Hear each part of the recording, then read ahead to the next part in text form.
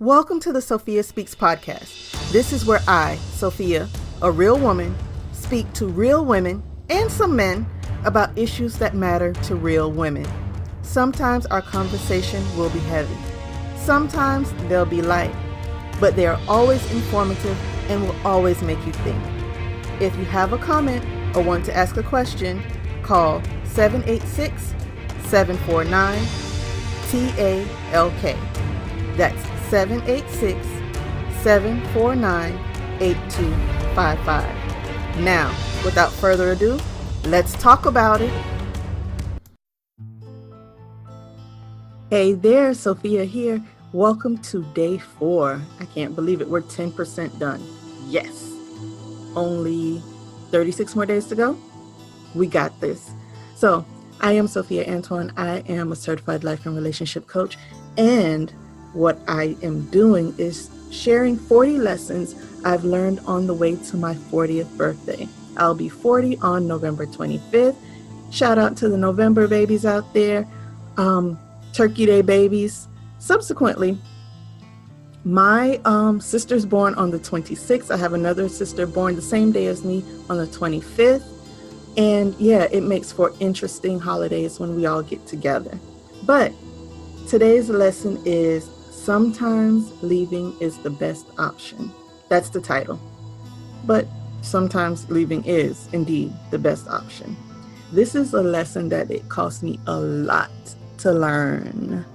This is one of those gut-wrenching, heart-ripping lessons that, yeah, it took me a little bit to learn. But once I learned it, listen, a sister fallback game is strong. Like, for real. But anyway, to learn this lesson, I lost sleep, I shed tears, I had to uproot my family and move to another city, and I ultimately felt really violated. That's one of the worst feelings to have, is somebody violated your personal space, violated your trust, and just violated me as a human being. So bear with me. I don't think I'll tear up at all during this episode, but I don't think I will. I'm over that part, but it is hard for me to share because it's a bit embarrassing. I went through a lot, like I said, to learn this lesson, a lot of embarrassment and just holding on needlessly. But I guess when you know better, you do better. So that's where I am right now. So years ago, this is so awful to say. Years ago, I dated a crackhead. Like, legit. I had no idea that this was the case when we got together, because how many of you know that when you date somebody or when you just meet somebody, you're introduced to their representative? And this is so long ago where, you just thought, oh my gosh, googly eyes, and our googly eyes met from across the room, and yeah, that dumbness. But I had no idea.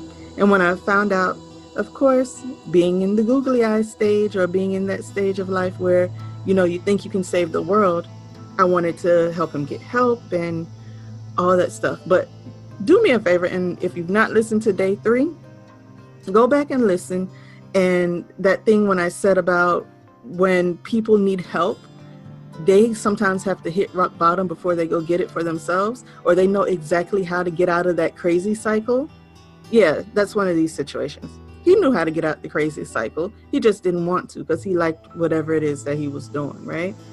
So it wasn't intentional, but it wasn't my place to try to help, and it did me more harm than good.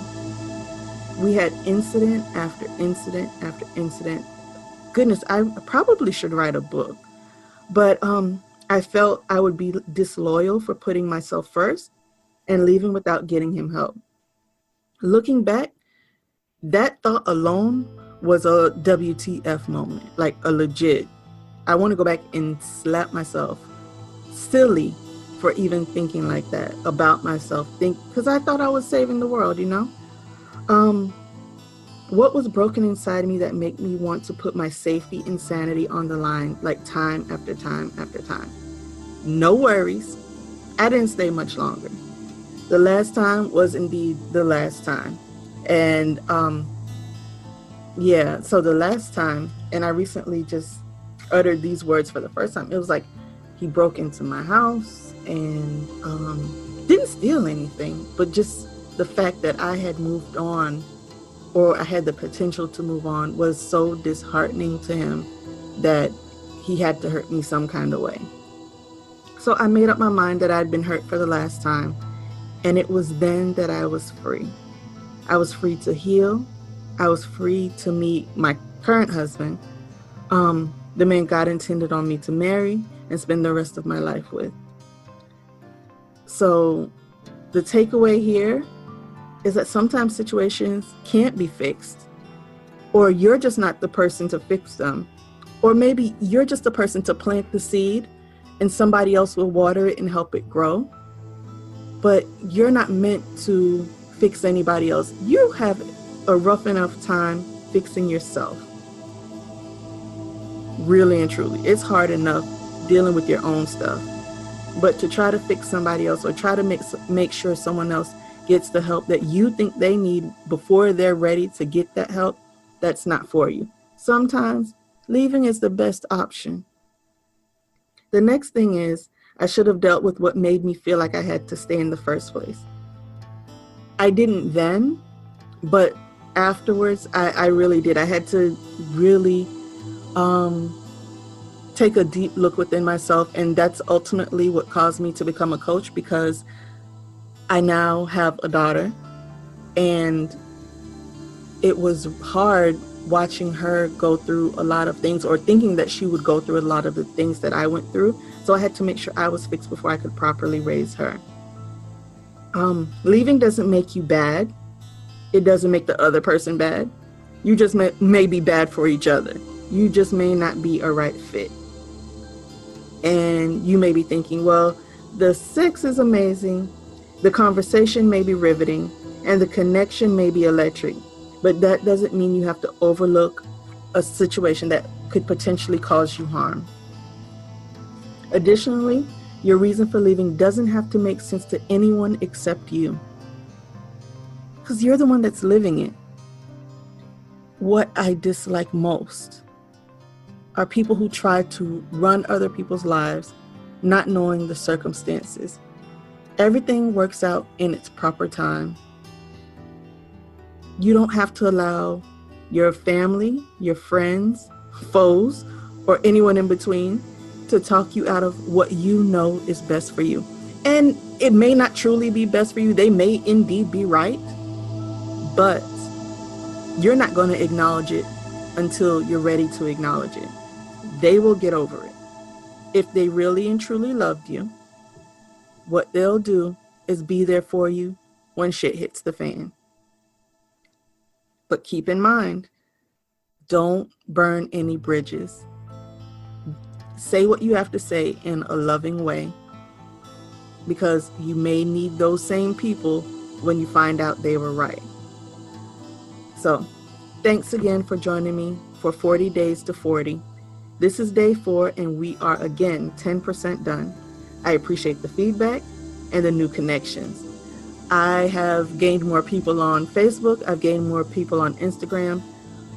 Your comments and emails have been encouraging and uplifting. I appreciate you greatly.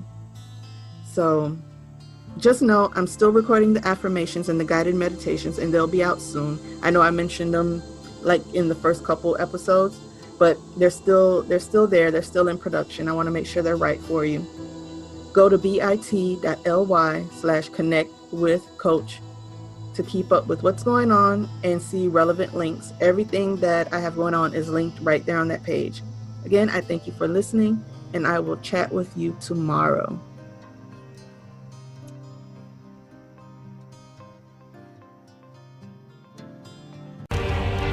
Thank you for tuning in to another episode of the Sophia Speaks podcast. We've had the conversation. You have the information. The question is, what are you going to do with it? See you in the next episode.